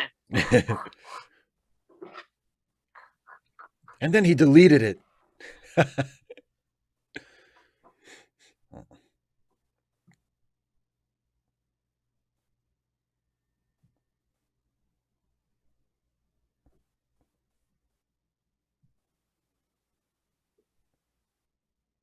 Can I keep it, please? Thank you, Daddy. Thanks, Dad. I don't know. You have no idea how big that computer dog is going to get. And that's it. The end. Dun, da, da. So yeah, I think that the big sci-fi concept that Sarah was mentioning earlier is that idea that the computer is basically a dog, and they just have a dog in the computer now, and it's never ever mentioned again. Which is a typical Star Trek thing, right? I mean, like there's lots of stuff in Star Trek that happens, and it's like, well, that should be a big deal, and you never hear about it again. But Deep Space Nine usually is better about that. But even Deep Space Nine has stuff where it's like, well, that should be like a huge world changing deal. Never mentioned again. And this is one of those things where O'Brien's like, the computer has a dog in it. Never mind. 55 AD. See what we're talking about now? Same thing. Never mentioned again. Forget it. I don't know. Does he come back later? I don't know. I haven't seen that. Yeah, I think Mr. Holm is in multiple episodes. I don't think we ever see him on Deep Space Nine though. Maybe she's fired him by this point. So I had a thought about Loaxana because I don't, normative. I don't. We were. oh, a Tamagotchi. Oh my God. Did you ever have a Tamagotchi? I never had one, but I used to have, I mean, we're talking like a long time ago, like 20 years ago. I used to have a virtual pet like computer program, and it was a dog, and it lived on my computer, and you could pet it with the mouse and stuff. I used to have one like that, yeah. And now it's gone. The wig scene, I don't know. I mean, like at first, I don't think it was well done. Because at first I thought she was offering him her wig, and I'm just like, oh, that can't be comfortable to put like this foreign substance onto you when you're melting. That just seems like it would be incredibly uncomfortable. But she's doing it to be like, see, I'm vulnerable too. Yeah, and I guess maybe that was, she was holding it out to him as a way to get him to turn around so that he could see her without her wig. Right. And yeah, I don't know. It obviously can't be accurate that no one's ever seen her like that before. Yeah, she's been married a whole bunch of times. She never took her wig off for any of her lovers. She's never taken a shower with anybody. She's never when she was a kid, she wore a wig all the time. I was thinking more when she was a kid, but I mean, I can absolutely see her having her own quarters, and keeping her wig on during sex, and anything involving a shower or something, keeping her hair out of it, or wrapping something around it, or having some sort of turban that she wears, right, or something like that. Yeah. I can exactly. I can to keep the illusion alive. But when she was a kid, I mean, somebody else, when you're really little, somebody else picks your clothes for you. So there must have been a point at which she decided to wear wigs, and people had seen her without it before that. I mean, maybe she was really young, but yeah. Well, I mean, I know I get what they were trying for with the wig scene. I just don't think they remotely got there, at least not for me. Like the idea is, like, oh, she's, she's revealing something that she thinks is embarrassing or, makes her Yeah, feel vulnerable I or didn't get whatever that. to I Odo. just not. It's not who she chooses to be. Well, but she doesn't like the point is like she doesn't like people to see her without the wig. Odo doesn't like people to see him, you know, Mhm. re- revert to his liquid form. So, and But I don't think the two. I don't think the two situations are quite parallel. no, Like well, that's Odo, the exactly my things that point. Yeah, that's exactly my you point. know Yeah. that.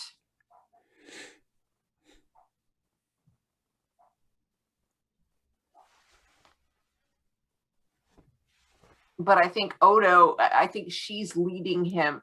I don't know how I want to put it because he doesn't like he keeps saying he's fine and he's not fine. Yeah, clearly. And it's not just from that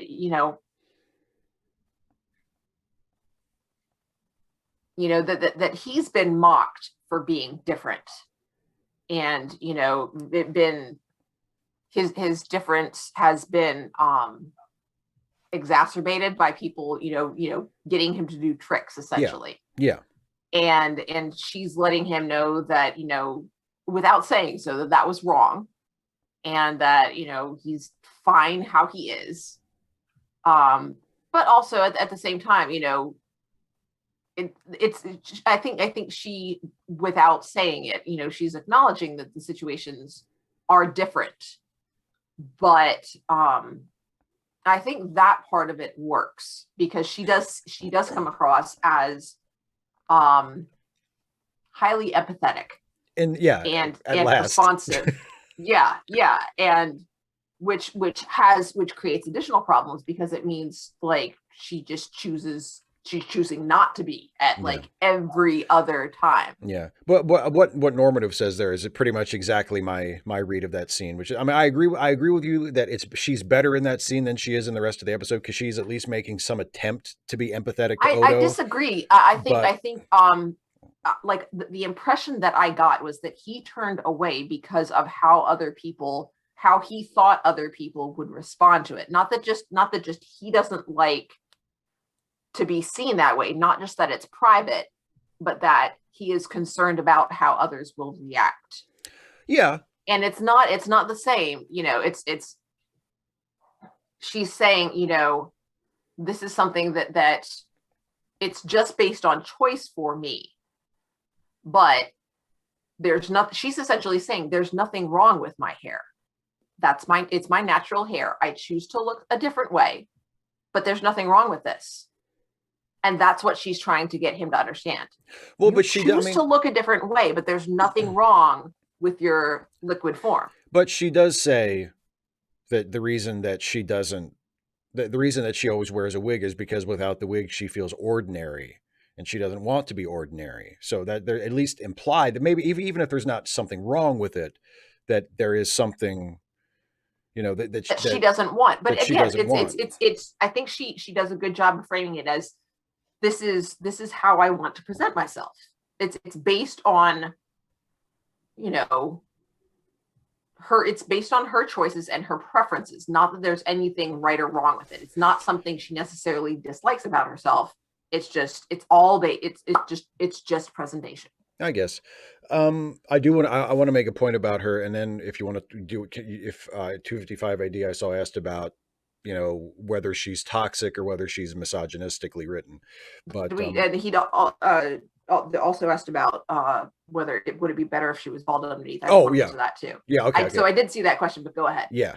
So the point I wanted to make about her was like, because whenever I've voiced criticism of the character in the past, people have said like, oh, she's supposed to be annoying, or she's supposed to like she's supposed to be like a comic foil, because when we see like the other characters who are uncomfortable around her, we're supposed to think it's funny or to sympathize with them or whatever. And of course, I can't help but read it in pro wrestling terms. And if Loxana is supposed to be a heel, when a heel in wrestling, what a heel in wrestling is supposed to have what's called heat. And heat is what makes the fans boo the heel, right? So they don't like the heel, but they want to see the good guy get one over on the heel, right? But Right. sometimes in wrestling, heels get what's called go away heat, which means that the fans don't care anymore about seeing the heel get a comeuppance. They're just tired of seeing them. They just want them Yeah. to go away. And that's the kind of heat that I have for Loaxana. I don't care. I just want her to go away. I don't care what the story is. I don't care what the point is. Yeah, it's all. Yeah, Corey has. It's also called X-Pac heat, but that's the kind. That's how I feel about her. Like I get what they're trying to do. I get that I'm supposed to see her as like the fly in the ointment. I'm supposed to see her as being overbearing and being irritating. I don't. I just don't want to see her anymore. I find her a repellent character, and I don't. It doesn't work as comedy for me because I just don't like to see her. And also, and this is something that a lot of people disagree with me about, I think she's a crappy actress. I think she's like a really, especially in Deep Space Nine and TNG for the most part too. They have really strong actors in these shows. Majel Barrett is a crappy actor. She's just not good. And when you stand her up with like Patrick Stewart or even Renee Auberjonois who plays Odo, who's fantastic, it's like I'm sorry, you're just not a good actor. You're overplaying things. You're hitting the comedy way too hard. You're playing this. She's basically a cartoon character until she gets empathetic, and then she becomes maudlin. And it's like you're just a bad actor. So I just I don't care I for don't her. see it from this episode, so I didn't think her acting was noticeably bad. I think So it's noticeably worse than the other actors in the show. I'll put it that way, especially the regulars, like the main cast. I think she's noticeably a worse actor than the regulars on the I show. I didn't notice it. Okay, I'm fair saying. enough, fair enough. But So anyway, so well, the I'm kind of curious about what points in this episode you thought were poorly acted.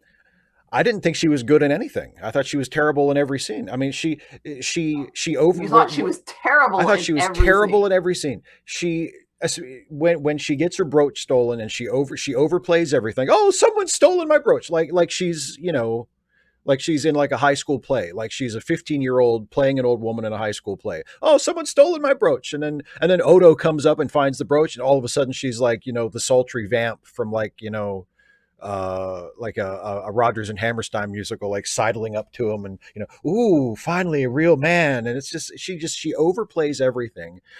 When they're in the turbo lift and she takes the wig off and hands it to him, and then she gets all, again, like she gets maudlin, she's just like, overplays she just overplays everything. She's just a hammy, bad actor. No, I did not find her. I will disagree with you on that. I did not find her maudlin in that scene. And that scene reframed how I saw her in the other scenes. Well, I think that was Because the idea, clearly, but it didn't. how do you mean? Well, I think the idea was of that scene is to reframe her, is to say, see, she's not Reframe so her bad in what way? No, in a that's positive not way. what. Okay, well, No, explain to me what you're talking about then, please. so what I'm talking about is she talks about how she presents herself in a certain way. And so for me, what that said was that it's not just it's like it's a layering. And again, maybe this is I haven't really seen her. Like I know of the character and I've like seen clips, I think, Mm-hmm. but like I wouldn't have recognized her. If Yeah, you'd had pictures of various characters. I mean, even her as among other Star Trek characters, I wouldn't have been able to pick her out. right.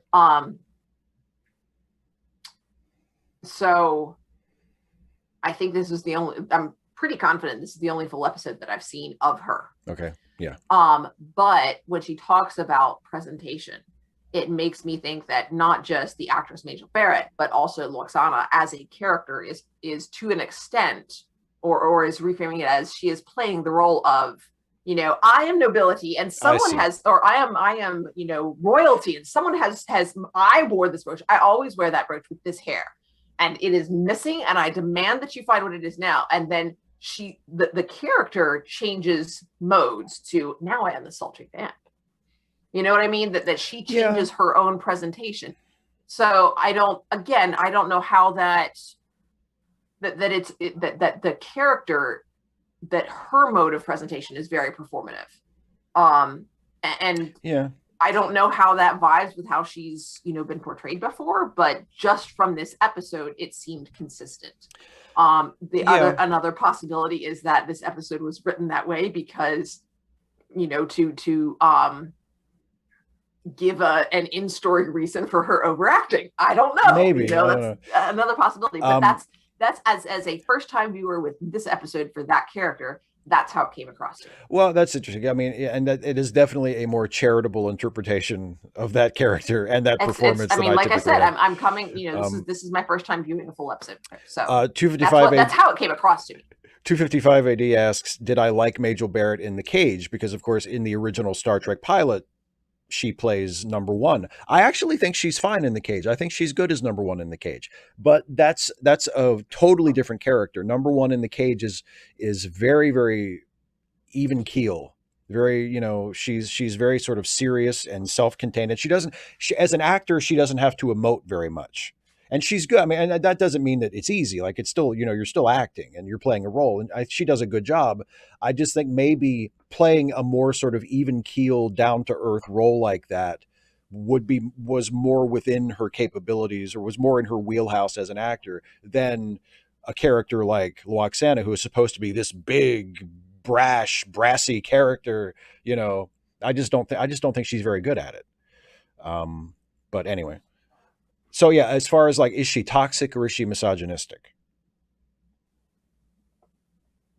Why can't she be both? I mean, so and just to let everyone know, we do have to be done by 8 because Dana has yeah, a family I do thing. have family stuff tonight. Woo!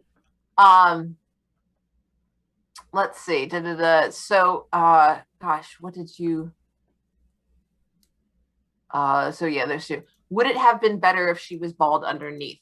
I think not, because I think the point that she's making, again, like I said earlier, the point is, there's nothing actually wrong with our natural forms. Nothing wrong with it. I choose to present myself differently. You choose to present yourself differently, and I think they have different reasons for doing so. She is, just from this episode, she is playing a role. This is how I want, this is how I want people to see me. Because I want attention, I want deference, I want to get what I want.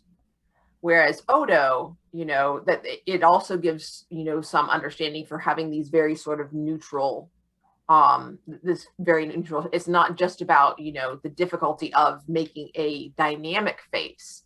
It's also about, I don't want to be too much of any one thing. Mm-hmm. There is a significant part of him that does not want to be noticed. Yeah, that's a really good he point. is so different. Noticing means noticing the difference. Yeah, he wants to be nondescript. Exactly. And so that is the form that he chooses to take, and there are reasons for that. So I think that the point that they're making, that the writers are making, works better with her having just ordinary hair. I'm not sure why what makes me think that she's written misogynistically. Again, I think Sarah was the one who said it, that she's, written as a stereotype. Oh, nope, normative. There it is. She's a lazy stereotype of a nattering, oversexed cougar. Yeah. Very, very, she's written very stereotypically. So. It definitely comes across, especially because in Star Trek, as in a lot of other TV shows and movies, unfortunately, there aren't that many characters that are important or noticeable characters that are like middle-aged or older women. Yeah. Oh, and God, yeah, we were talking about that when we're just like, no one in the background. Oh no, yeah, it was Jason. Yeah, because we were talking about our characters' ages and how like all the background characters, they're in their like 20s and 30s. All the background characters on TNG are seemingly very young. So Loaxana is one, especially from that era of the show, was one of the only examples of a named, somewhat important character who was a middle, I mean, especially a middle-aged woman. And because she's one of the only notable middle-aged women to appear on the show from time to time, it certainly doesn't give you the impression that the people who wrote the show had overly, respectful opinions of middle-aged women, when the only noticeable one on the show Yeah. is the mother from hell, who is also oversexed and thinks everybody wants to fuck her and is incredibly pushy and disregards everybody's Yeah, and that's boundaries and you know the normative makes a point, and it's inconsistent. It's inconsistent writing, because she now, and it's not clear to me from this one episode, because she's always talking about her conquests, yes. like that, and I think somebody said about, that everybody wants to have sex with her, but does that mean that she is, lying about or exaggerating the conquests, or is it just inconsistent writing that, we never see anybody, or I mean, I haven't seen anybody, because I know about her and Picard, and then her and Odo here, so I'm not aware of anybody on the show being like, yeah, babe, let's go, Right. No, there isn't anybody. There's no. never. Well, that's well. So she has a romance. There's another guest. There's an episode of TNG called Half a Life where she has a romance with like a scientist from another planet who is age appropriate for her, which is nice. And it's actually a pretty good episode. But in terms of like the people on the show that she, like with Picard, where she's always like intimating that Picard is hot for her, we yeah. never see any indication of that from Picard at all. So, I mean, so is she just lying about all of it? Is it all part of the delusion? Like with, Ensign Johnson? Oh, they are into me. They're into me. They're not that into you. Well, yeah, exactly. I mean, and that's kind of, we got into that a little bit when we were recording that episode of the Ensign Log, because I mean, just me as myself, as a watcher of the show, my take is that Loaxana is just full of shit. And she says these things to brag or to big herself up or to make, you know what I mean? And she's just lying. But on the show, Jason said, "Oh, but they have to be honest." Like in character on the show, he was like, "Oh, but she has to tell the truth. She has to be honest." So I'm in character having to try to make the point about Loaxana that I think as myself, as a critic of the show, which is, no, she's not being honest. She's lying, and she's just being a horrible person, because that's just who she is. Well, but, unless she has deceived herself into believing it. That's true, because it's not a lie. And I think somebody else said it was, that she's delusional about she's it. just a raging narcissist whose worldview, whose perceptions are totally warped. Plays into the Andrew Lloyd Webber musical. You're gonna have to narrow that down. About the aging female actress who is, delusional about, who's obsessed with her fading beauty. Just as if we've never, everything's as if we've never said goodbye. Joe McClory says cats. No, it's not cats.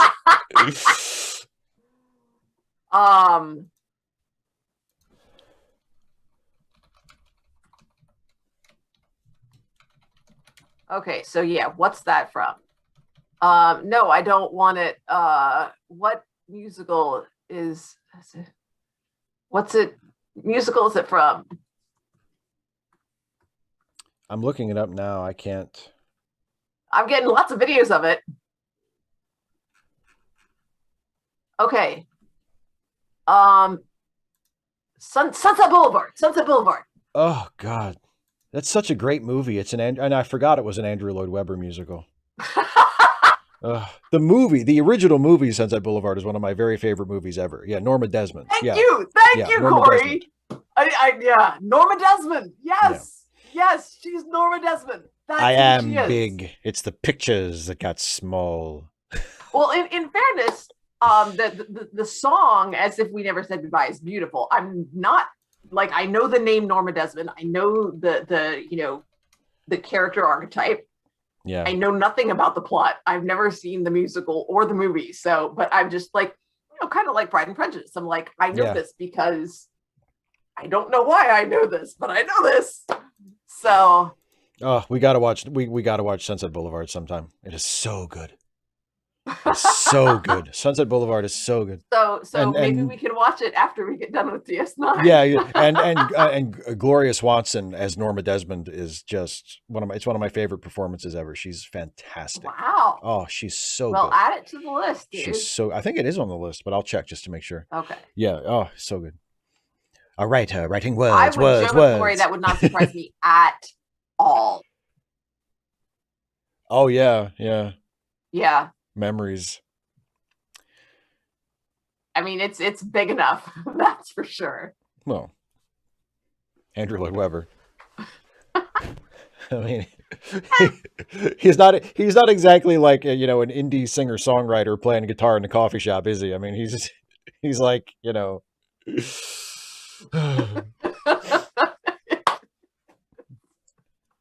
It needs more cowbell. it needs. I got a fever. The only cure is more cowbell. Okay, well we're getting close to the end here, and I don't want to put you too close to down to the wire too Sarah, much. So. I don't understand how you can say that as a gamer, because they're so over the top. Well, not in fairness, not every musical is over the top.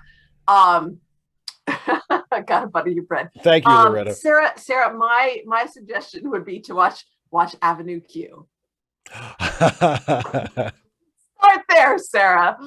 255 AD. Yes, I am familiar with Women at Warp. Yeah, that is a Star Trek podcast about women in Star Trek. Okay, so folks, don't forget about the charity links, which Some Random Geek curates. The link is down in the description. Yes, and absolutely. Don't forget also that we will not be doing this next week because I've got Tech Week, but we will be following up the following week with the last half of the big damn movie, Serenity. Absolutely. And then we will be done with Firefly. So yeah, so there won't be a live stream next week. I'm not going to do like another Wednesday show, and there won't be a live stream. I'm not going to do like something else to take the place. We won't do a Wednesday night live stream next week. But we will be back this coming Friday, day after tomorrow, yes, because we're going to do the next chapter of The Other Westmore for the next episode of Read Away. Yes, I need to figure out where I put that book. You need to find it between now and Friday. And also, let's also remind everybody, my dear, that you have a YouTube channel, youtube.com/Dana Cole Dares, and everybody should watch your videos and especially leave your comments. Yes, please leave me comments. Please leave me comments. I'll have a video going up tomorrow, and it's the last one for Pride and Prejudice. The last Pride, you finished it. It's all done. I finished the book. You finished the book. Sarah Scott, in that case, I would highly recommend Enchanted with Amy Adams.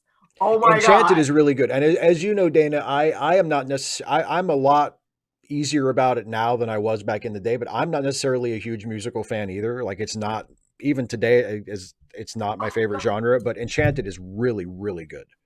Oh, and really funny. In the Heights too, haven't you? I didn't get to see it. In the Heights is so good. Yeah. I won't. Oh my God. When you get to see it, I can't wait to talk with you about it. But yeah, In the Heights is really good.